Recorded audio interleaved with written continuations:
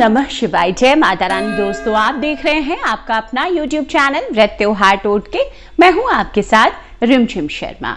दोस्तों, आज इस वीडियो में मैं आपके साथ सोमवती अमावस्या से जुड़े आप ही के सवालों के जवाब शेयर करने जा रही हूं। कई सवाल आ रहे हैं, एक एक कर इस वीडियो में मैं आपके उन्हीं सवालों के जवाब शेयर कर रही हूं।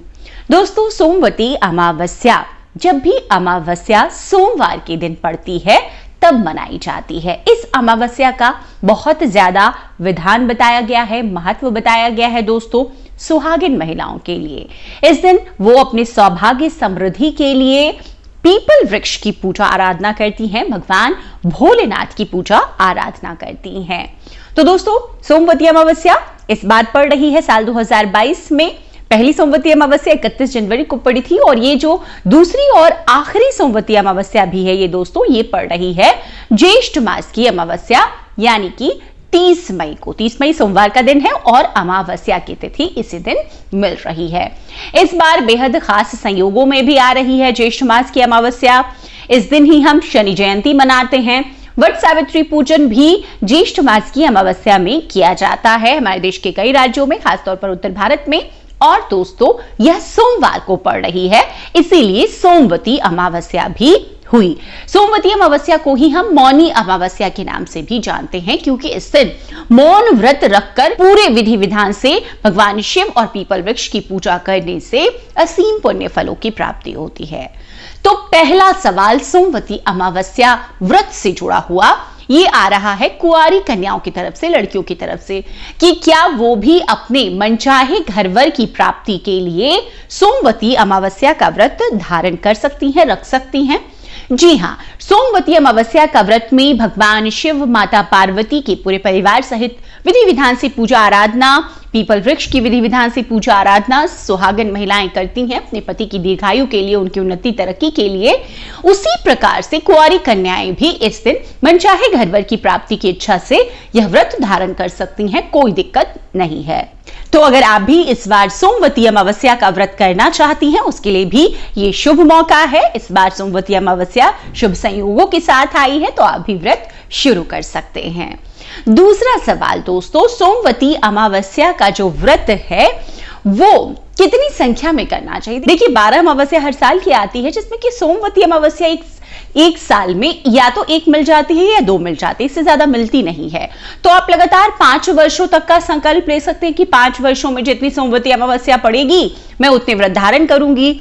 या फिर आप 11 सालों का ले सकते हैं कि 11 वर्षों में जितनी सोमवती अमावस्या पड़ेगी, क्योंकि हर साल 1 या 2 आपको मिल जाएंगे। तो इस प्रकार से आप इस व्रत को कर सकते हैं और आखिरी वर्ष में आप उद्यापन कर सकते हैं। तो संख्या आप इस प्रकार से सुनिश्चित कर लें अपने मन में संकल्प के साथ, अगर पहली बार कर रहे हैं व्रत धारण। तो अब तीसरा वो सवाल, सोमवती अमावस्या का व्रत जो है उसमें कुछ ऐसी चीजें हैं जो कि सुहागन महिलाओं के लिए खास तौर पर बहुत विशेष महत्व रखती हैं, और वो चीजें मायके से आती हैं पहली बार अगर वो व्रत कर रही हो। तो क्या वो चीजें हैं? देखिए, अगर आप मायके में रहकर व्रत कर रही हैं तो वहां पर अपनी माता से आप वो सभी सामग्री मंगवा सकती हैं। अगर आप वहां नहीं हैं, ससुराल में हैं, तो वो चीजें मंगवानी चाहिए आपको। वो चीजें हैं पान, धान और हल्दी की, साबुत हल्दी की गांठें। ये चीजें आपको मायके से मंगवानी चाहिए। मायके से सुहाग की सामग्री भी आती है पहली सोमवती अमावस्या को, अगर बच्चियां कर रही हैं तो उनके लिए, उनके पहनने के लिए, उनके श्रृंगार के लिए। तो इस तरह की सामग्री जो है वो जरूरी होती है। अगर सामग्री नहीं आ पा रहा है, आप कहीं दूर रहती हैं, तो आप पैसे भी मंगवा सकती हैं। उन्हीं पैसों से आप ये सामग्री खरीद सकती हैं। अब दोस्तों, चौथा सवाल, जो पहली बार व्रत कर रहे हैं, तो उनके लिए मैं बता दूं कि सोमवती अमावस्या में किनकी पूजा आराधना करनी होती है। इस दिन देखिए भगवान भोलेनाथ की पूजा आराधना होती है और उनकी पूजा आराधना से ही चंद्र दोषों से मुक्ति मिलती है। सोमवती अमावस्या की अगर हम पूजा अगर खास करते हैं, अमावस्या की तिथि देखिए पितरों की तिथि होती है, तो इस दिन पितृदेवों की पूजा आराधना की जाती है। और अमावस्या की इस खासतौर पर सोमवती अमावस्या के दिन पीपल वृक्ष की पूजा विधान से और उनकी परिक्रमा का विधान बताया गया है। सोमवती अमावस्या पर जो महिलाएं व्रत पूजन करती हैं वो पीपल वृक्ष के नीचे ही जाकर पूजा करती हैं और पूरे विधि विधान से भवरी देती हैं अपनी पूजा को संपन्न करने के बाद में। दोस्तों अब एक और महत्वपूर्ण सवाल, सोमवती अमावस्या की पूजा अगर कर रही हैं तो पूजा की सामग्री जो सबसे महत्वपूर्ण होती है उसमें क्या क्या होना चाहिए। देखिए इसमें भगवान शिव की हम पूजा करते हैं तो शिव पूजन थाली में जो सामग्री होती है वो आपको रखनी है, जैसे कि अभिषेक के लिए आप पंचामृत रखें या दूध दही रखें। अगर आप सिर्फ एक ही चीज से अभिषेक करना चाहते हैं तो कम से कम दूध रखें, जल रखें। आपको इस दिन भगवान भोलेनाथ की पूजा में उन्हें उनकी पसंदीदा फूल अर्पित करने चाहिए, आखड़ी के फूल, धतूरे के फूल। इस बेलपत्र भगवान भोलेनाथ को जरूर अर्पित करें। माता के लिए सिंदूर रखें, भगवान के लिए भस्म रखें, सफेद चंदन रखें, यज्ञोपवीत रखें।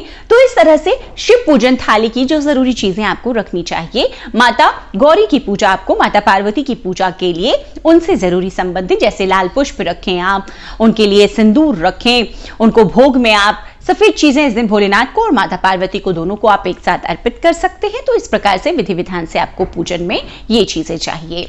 अब पीपल वृक्ष की पूजा होती है और खास तौर पर भवरी दी जाती है, फेरी दी जाती है, तो इसके लिए आपको चाहिए होगा कच्चा सूत। भवरी यहाँ पर जो दी जाती है, फेरी दी जाती है दोस्तों, वो दी जाती है 108। अगर आप कम देना चाहते हैं तो 7 या 5 3 भी दे सकते हैं, लेकिन 108 भवरी का फेरी का विधान है सोमवती अमावस्या के दिन। तो कच्चा सूत आपको चाहिए। कच्चा सूत आप थोड़ा ज्यादा लेकर जाएं, ऐसा नहीं है कि वो बीच में हर बार टूटता रहे, कम पड़ जाए। इस तरह के बहुत सवाल आते, कम पड़ जाए तो क्या करें। आप इतना लेकर जाएं कि आप आराम से भवरी दे सकें, और इसके लिए बहुत आसानी से आपको पूजा पाठ की दुकानों में मोटे मोटे लक्ष्य में बने हुए कच्चा सूत उपलब्ध हो जाता है, तो आप वो लेकर जाएं। इस दिन आपको भवरी दी जाती है किसी न किसी वस्तु से, जैसे कि कई लोग सुहाग की सामग्री से देते हैं फेरी, कई लोग खाने पीने की वस्तुओं से देते हैं फेरी। तो आपकी जैसी सुविधा हो, आप चाहे तो बिंदी से, आप चाहें तो सुहाग की किसी अन्य सामग्री, लहठी, चूड़ी, इनसे भी दे सकते हैं, या फिर आप खाने पीने की वस्तु से दे सकते हैं तो आप बिस्किट से, चॉकलेट से ऐसे दे। मतलब कि आपने जब भी एक फेरा लगाना है तो आपको एक वस्तु वहां पर रखनी है। रखने के लिए आप एक पात्र लेकर जाएंगे। हर फेरी के बाद पहले से 108 चीजें आपको गिन करके रखनी है और वो अर्पित कर देना है, वहां पे रख देना है। अब एक सवाल यह आता है कि भवरी के बाद जो भवरी जिस भी चीज से दी है वो हमें क्या करना चाहिए। आपने फल से दी है, मिठाई से दी है, किसी वस्तु से दी है, सुहाग की सामग्री से दी है, वो सभी चीजें दान में जाती है। आपको किसी भी ब्राह्मण को या जरूरतमंद को, खाने पीने की चीज है तो आप बच्चों में भी वितरित कर सकते हैं। तो इस प्रकार से जो सामग्री आपने अर्पित की है उसको आपको वितरित करना है। क्या सुहाग की सामग्री जरूर अर्पित करनी चाहिए? जी हाँ, बिल्कुल अर्पित करनी चाहिए। देखिए सोमवती अमावस्या की जो कहानी है वो सोना धोबिन की कहानी है, कथा है, अगर आपने भी पढ़ी होगी तो इसमें उन्हें, सोना धोबिन को, माता गौरी को भी आपको सुहाग की सामग्री इस दिन पूजा में पीपल वृक्ष के नीचे जरूर अर्पित करनी चाहिए। माता गौरी की पूजा करें, गणपति की पूजा करें और सोना धोबिन के नाम से भी आपको चीजें अर्पित करनी है, पीपल वृक्ष की पूजा करनी है। तो इस प्रकार से आपको पूजा आराधना ये जो सोमवती अमावस्या की होती है दोस्तों संपन्न करनी है। इस दिन भोग में आपको क्या अर्पित करना चाहिए? भोग में देखिए इस दिन क्योंकि भगवान शिव की हम पूजा करते हैं तो खीर का भोग इस दिन विधान के साथ में अर्पित किया जाता है। तो खीर का भोग आप भगवान शिव को, माता पार्वती को अर्पित करें। आप पीपल वृक्ष के पास भी अर्पित कर सकते हैं। कोई मिठाई आप ले सकते हैं, सीजन के कोई भी फल 5 तरह के ले लें अगर तो बहुत अच्छा है, तो सीजन के फल आप ले लें। तो भोग में दोस्तों आपको यही चीजें रखनी चाहिए। तो इस प्रकार से ये जो सामग्री है और फेरी का जो नियम है उससे जुड़ी हुई चीजें हैं वो मैंने आपको बताई।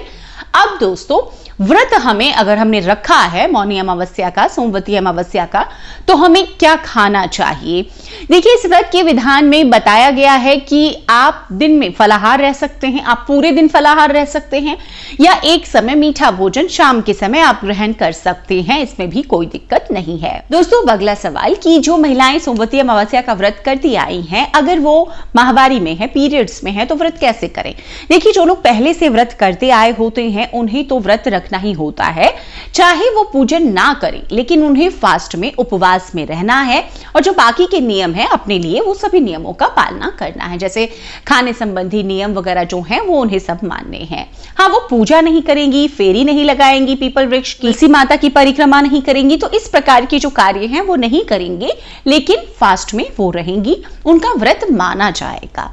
अब जो लोग पहली बार शुरू करना चाहते हैं, कई सवाल ऐसे आते हैं, वो पीरियड्स में हैं, उन्होंने पहले से सोमवती अमावस्या करने का मन बनाया है, वो करना चाहती हैं, आप नहीं कर सकती।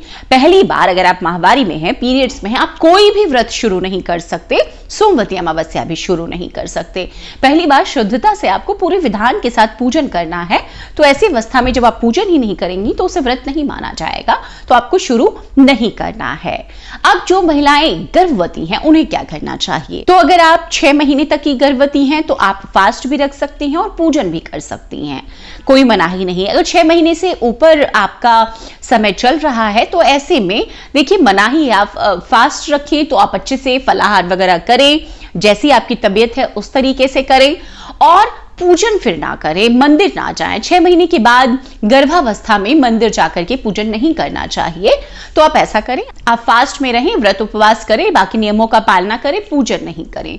तो आप गर्भावस्था में भी अगर शरीर साथ दे रहा है तो आप सोमवती अमावस्या का व्रत रख सकती हैं। तो कुछ ये ऐसे सवाल थे दोस्तों जो लगातार आपकी तरफ से आ रहे थे। कोशिश की है मैंने आपके हर सवाल का जवाब यहां पर देने की।